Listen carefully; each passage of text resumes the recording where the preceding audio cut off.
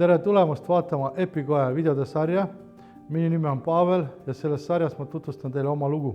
Ma olen pime tisler ja see tähendab seda, et ma olen leidnud pimedana need võimalused, et olla tisler, kes teeb täpselt ilusti ja tehniliselt kõik õigesti. Küsida, et milline inimene ma enne õnnetust olin, siis on vaja öelda, et ma ei olnud veel leidnud seda inimeseks olemise vormi ja minu kujunemise lugu ei olnud veel minu käes. Ma õppisin koolis halvasti, läks spordi peale ja sellise kriminaalse elu või sellise nagu keskkond ja ümbruskond, et see kujundas mind, seadistas mind. See oli siis 90. kontekstis oli rohkem kriminaalse kontekstiga seotud inimesed ja sellepärast mul oli ka enne plahvatust, ma hakkasin mõtlema hariduse peale, võtsin oma dokumendid välja, tahtsin õhtukooli minna, aga see ei õnnestunudki. Seda ma sain jätkata alles peale plahvatust, õnnetuseks nimetame siis seda pommiplahvatust, mille tagajärjel ma kaotasin parema käelaba, silmanägemise ja osaliselt kuulmise. Ja ma tundsin, et ma elan peale surutud elu. Ja kevadel, tol aasta kevadel, ma sõitsingi, selles mõttes tegelikult ma juba püüdsin leida võimalusi, alternatiive juba enne seda tegelikult, sellega ma tegelesin. Ja ma sõitsin ära Ukrainasse, seal ühte võitluskunstide kooli, nagu tahtsin eemal sellest olla ja sport mind huvitas ja siis lõpuks ma otsustasin jätkata haridusega. Ja see oligi see sügis, mis ma pidin tegelikult minema õppima. Et see oli siis 98 aasta, 19. oktoober. Kui see pauk käis, ma kukkusin, tõusin ja kõikusin. Mu silmad ees hakkas elu niimoodi kroonika läbi minema. Et see mind hiljem, kui ma tulesin mööda, vapustas, et elu läks mööda ja mul tekkis tunne, et ma lahkun ja et ma elasin elu, mida ma ise ei tahtnud. Et keegi siin hukka ei mõista, ei kiida heaks, aga lihtsalt, et sinu isiklik eesmärk jäi tähelepanuta. Siuke tunne mul oli. Mul tekkis ikka kurbuse tunne, et ma lahkun enese teostamiseta. Et ma ei ole realiseeritud inimene. Ja siis ma mäletan, et kuna ma olin sellise religioosse kasvatusega inimene, siis ma pöördusin Jumala poole, et ma ei karda karistust ja ma ei pürgi paradiisi, aga mul on vaja veel ühte võimalust, et olla see, kes ma pidin olema. Ja kui ma sain aru, et ma jään elama, siis ma otsustasingi, et kui sa oled kavatsenud või otsustanud, et sa elad, siis elagi. Et ma ei hakanud kuidagi niimoodi seda õnnetust negatiivselt käsitlema saatuse või mingisuguse sellise masenduse asjasse. Ma hakkasin mõtlema niimoodi ka veel, et kuidas juhtus nii, et ma ei suutnud seda näha ette, et see on ju nii suur jama, mis tõmbas maha minu elu täiesti 19-aastane noor mees, sportlane, tervis korras, kõik. Ja ma sain aru, et tegelikult mul puudub oskus mõelda, puudub oskus teha järeldusi, tõlgendusi tegelikkusest ja saada täpne ettekujutus maailmast. Kui ma tulin koju peale haiglas olemist, siis ma panin tähele, et ma sattusin sellise olukorda, kus kõik on valmis, niimoodi kuidagi ümberkäimine minuga, suhtumine minuga peres, et ma olen nüüd nagu voodihaige. Ja siis ma hakkasin mõtlema, et esiteks niimoodi ma elada ei taha ja siis, et kui ma ei leia võimalust inimese moodi elada, siis ma ei hakka lohistama ennast, sest minu elu moto on alati olnud selline, et ma elan sellepärast, et ma tahan elada, mulle meeldib elada, aga mitte sellepärast, et ma kardan surra. Ja siis ma hakkasin mõtlema, et kas on mõistlik üldse ennast ära koristada? Sa kaotasid selle sinu viga, keegi ei ole sellest süüdi, keegi ei pea sinu pärast mingisugust aega raiskama või sind lohistama. Ma tajusin seda, et kui ma peaks lahkuma elust, siis see on nõrk, sa oled nõrk mees, mõtlesin iseendale, et mitte keegi ei ütle, et sa tegid valesti. Nad ütlevad võib-olla, jaa, tal oli raske, ta läks ära, aga sa ise ju tead, et see on jõukohane sulle. Et sa lihtsalt pead rohkem pingutama, aga sa suudad. Aga kui sa loobud sellest, siis mitte sellepärast, et see pole võimalik, vaid sellepärast, et sa loobusid. aga sa oled võimeline tegema endale elu selliseks, et sa tahad seda elada. Ja ma sain aru, et see on võimalik. Ja ma hakkasin sellega tegelema. Ja ma lihtsalt hakkasin spordiga edasi tegelema ja läksin kooli. Üks noormees pöördus mu poole abi saamiseks ja tal oli väga tugev suitsidaalne kavatsus ja ta ei tahtnud elada ja ma kuulasin teda ära. Ma küsisin talt, kas sa ei taha elada üldse või sa ei taha niimoodi elada. Ja ta ajas need kaks asja segamini. Ja siis on küsima, mida me nüüd siis teeme sellega, millega sa ei taha nagu elada. Me peame muutma seda siis. Kas meil on võimalus seda muuta? Et tähtis ei ole mitte see, millised kaardid sul on, tugevad kaardid või oskus või kunsti mängida jäänud kaartidega. Siis kui ma jäin pimedaks, minu esimene mõte oli see, olla iseseisev ja mitte olla oma ema või oma lähedaste jaoks selline lohutamise ja haletsemise objekt. Ma sain aru, et füüsilised silmad ja nägemine on kaks erinevat asja. Et nägemine on see, mis pannakse kokku meeltest saadud info alusel. Ja ma sain aru, et ma pean looma endasse oskuse, võimekuse nägema asju siis sellise teadliku aktiivse tajumise kaudu. Et sa vaatad, kontrollid eeldusi, mõtiskled, et selline hoopis teine lähenemine.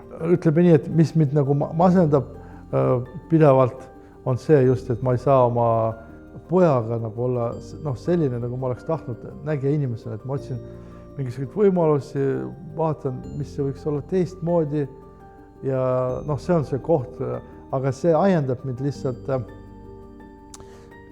leidma lahendusi selles olukorras, mis on ja ma arvan, et see on normaalne, et kui sa ütled, et ma tahaks teha minna, aga ma ei saa, ma pean leidma midagi muud ja see tekitab sinust mingit masendust, sest et sul on ettekujutus, kuidas see võiks olla, aga selle teostamine sellisel kujul pole võimalik ja see on juba see koht, kus sa pead ütlema jama või mingisugused seal naine peab mul seal kogu aeg autoga sõitma ja ma mõtlen, et ta vahest kuidagi teeb nii palju, ma tahaks ka seda asendada teda või kuskil ei saa, et see tekitab sellised tunded või mis iganes, neid asju on palju, aga ma ütlen veel kord, et minu jaoks on see normaalne lahutamatu osa ja siis, kui ma jäin pimedaks, ma lülitasin enda peast selle välja, et mul pole paremat kätt ja mul jumalast savi.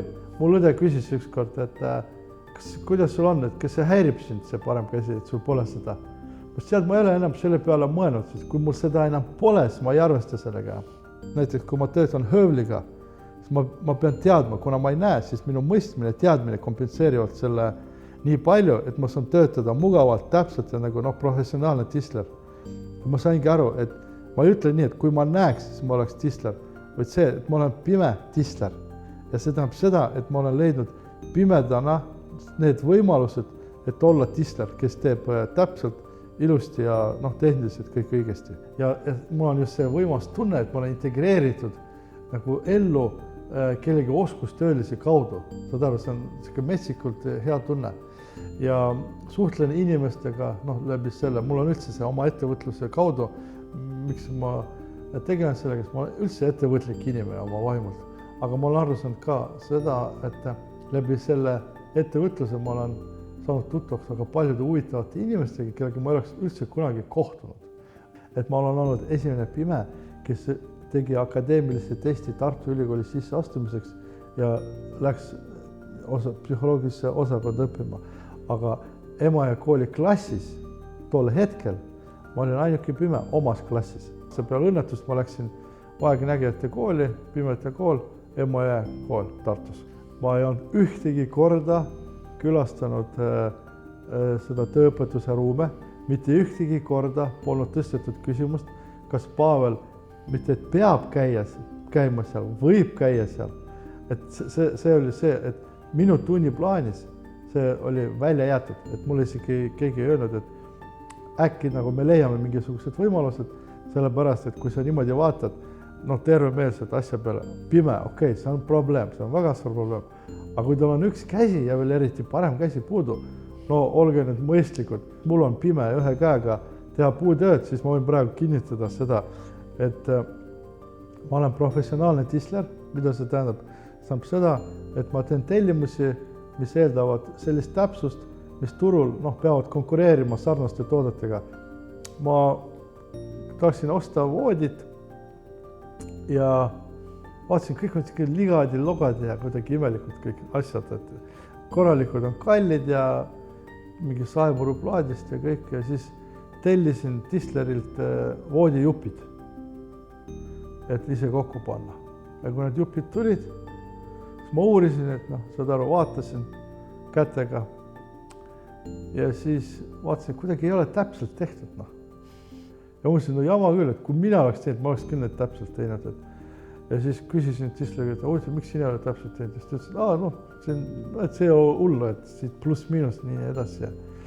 Ja siis, kui ma hakkasin seda voodit kokku panema seal, liimisin kokku, mul oli mõte nagu seda kokku liimida, sai korralik voodi, aga mul tekkis reaalne põnev seisund, et kuidas ikkagi ma võiksin seda teha ise.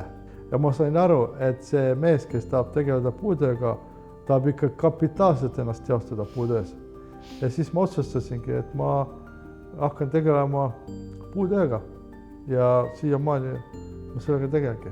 Mul on üks põhiline asi, mis mul tööriistadel on see, et oleks käsitsetav vasaku käega. Et ma hakkasingi uurima selliseid tööriistu, mis omavad seal sisselülitamise osas või et ma tunnetan teda paremini. Ja mul on rääkiv muidu lint, kui see mulle tuli, ma tundsin ikka ennast nii hästi ja ma olin ikka väga tähtsust täis. Kõik asjad mõtlesin ära, mis mul oli vaja mõõta ja mul tekkis, et see on see koht, et kus väike asi annab nii palju seda elamust, iseseisvust, seda vabadust. 92 sentimeetrit, 2 millimeetrit. Mis oli minu jaoks vapustav, kui ma jäin pimedaks? Ma mõtlesin, nüüd ma ei näe ilusat tšikke ja siis mul oli kõigepealt soov võtta endale naiseks neiu, keda ma olin varem näinud. Eriti just see, keda ma pidasin ilusaks. Aga ma hakkasin kogema tema isiksust, tema maneere, käitumist ja mingi hetk ma sain aru, et see inimene ei avalda mulle üldse sellist mõju ja ma ei taha temaga koos olla, üldse ei taha koos olla. Ja see, et ta oli bikiinides, punastes bikiinides ilusa figuuriga, et see ei mõju mulle kuidagi üldse enam niimoodi. Mariette juures mulle algusest peale jätsid muljed tema selline intelligents, ilus käitumine ja võimekus minna sügavamale oma vaadetega. Et mind oli kutsutud üritusele ja siin oli kutsutud ka Marietta. Ta siis töötas Tartu Eesti Rahva Muuseumis, muuseumi pedagoogina. Meil oli teemasid, mingi kultuur ja lihtsalt meil oli huvitav koos olla. Ja siis mingi hetk läks asi käest ära ja me abiellusime. Nahkhiir, mulle meeldib, see on minu innustust, inspiratsiooni pakkuv loom, sellepärast, et ta on pime, nii-öelda, ta ei näe, ei orienteeru valguse abil, aga ta on täiuslik, teda ei peeta puudega loomaks ja ta lendab, toimetab ja see on minu jaoks selline koht, et kus ma pean muutuma ka selliseks inimeseks, kes on kohanenud või püüab kohaneda